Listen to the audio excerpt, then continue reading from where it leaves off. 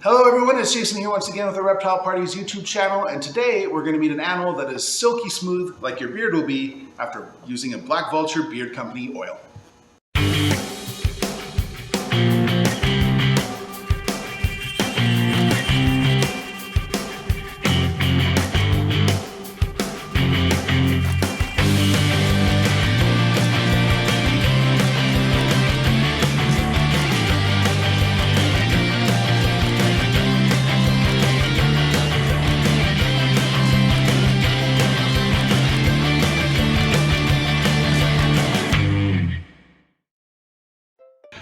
Baby frogs are legitimately one of the cutest things that exist on this planet. This is not even the size of my thumbnail, and this is a baby white tree frog. So white tree frogs get their name. It's actually white apostrophe S. So yes, he is green. They can also be like purples and blues. And then there are color patterns like the snowflake, which has white freckling on it. These guys are found in Australia and Papua New Guinea. And Australia doesn't allow the export of their native wildlife or the import of animals from other places. So whether it's captive bred or wild caught, you cannot take animals out of Australia. You can from New Guinea, but fortunately these guys are actually captive bred right here in Canada. That is one of those things that, again, I talk about quite frequently on the channel in my shows, is the importance, especially if you're a kid or a family getting their first pet animals, to ask for captive bred animals. Wild animals should stay wild, and it just helps, you don't have the parasites or some of the issues that come with taking them out of the wild. So captive bred here started as a tadpole like any other frog. They are this wee as a baby. And we're going to take a look at the inside of their enclosure, and then we're going to meet an adult. So there are actually 8 little white tree frogs in this enclosure.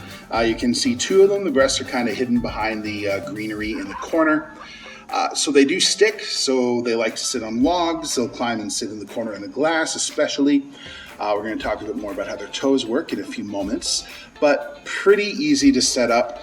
Some things to climb. They do need a deep water dish. They don't swim well, so you have to make sure that it's easy for them to get out of it because they can drown, but they do like to soak. So oftentimes you'll find your frogs sitting in the water. Some people will set up like a water feature in their white tree frog enclosure. You can get pretty creative with them. And yeah, so these are cute little babies just hanging out, little frog on a log, thinking about being a dog. That was a lame joke, but I'm going to include it anyway. So once again, using the magic of editing, let's head back to the home studio and let's meet ourselves a grown-up. And we're back in the studio. Thanks to Steve at Got Reptiles for letting us see his little frogs. And one of the things I'm really liking about the opportunity to work with other people is the fact that, you know, I'm not going to go and buy baby frogs or baby snakes just so I can get a video. But it's cool that they get animals like that in, and I can show you a little baby like I did with the Brazilian rainbow boa, or like I'm doing with these white tree frogs. So from literally sitting on the tip of my finger to these chunky monkeys here, Kermit is actually quite a bit bigger and chunkier than Robin here. Are you going to jump on me? You're totally going to jump on me. So, as I said, white tree frogs are found in Australia and New Guinea, and they've adapted really well to human habitation.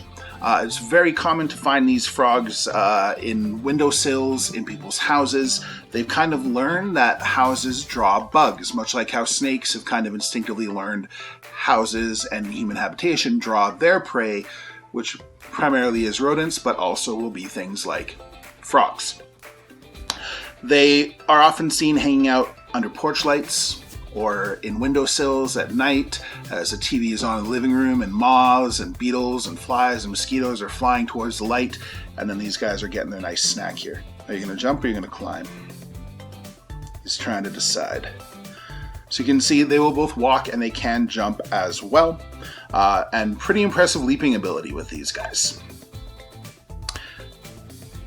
White tree frogs are also called dumpy tree frogs because of their body shape, and they have like a lump over their eyes.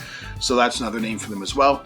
And they are one of the more commonly kept species of pet frogs, just because they're pretty hardy. Now, like pretty much any amphibian, they need higher moisture, higher humidity, but they can tolerate drops in humidity better than a lot of other ones like red-eyed tree frogs. I wish I knew what was going on in his brain.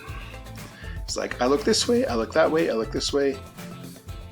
I hope someday you find someone that looks at you the same way this frog is looking at me, with just so much love in its eyes.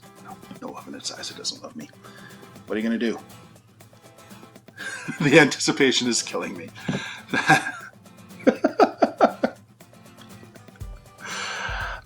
So yeah, they are, oh, no, this one's moving and rubbing its eyes. So they do stick. So on the bottom of their toes are pads, and those pads are like a suction cup. So, you know, you watch, or you have a Nerf gun and you shoot it and it sticks to the wall, or an action figure that sucks, or even like moving glass. They use big suction cups to carry like sheets of glass and stuff like that. That is exactly what their toes are like, and that is how they stick to things. So I do actually suggest that a white tree frog could be a great frog as a pet. You can house several of them together. You can't do that with all amphibians, and most reptiles are also solitary, but you can have a nice, you know, decent size like an Exoterra terrarium with 2 or 3 white tree frogs in it, and they'll be perfectly happy. You do need to make sure that they're the same size because they will eat each other. So obviously those little baby frogs would definitely be a snack for these two grown-ups. But you can keep them together. They tend to hide during the day, so you're not going to see them a lot. Oftentimes you'll see them kind of pressed up in the corner of the glass. If you put cork bark in there, they like to hide under the bark, and so they'll be against the glass under the bark. And then at night, they emerge and they're hanging out, and so it's cool when I come out at night and I look in their enclosures, or I shine a light in there, and they're staring, they're sitting on their logs and their branches and stuff in the enclosure. They're looking for food. They even call. I can hear them calling at night, and they are so loud I can hear them down the hall. So it's a very, very impressive call that they give out to try and attract females. So that is the white tree frog.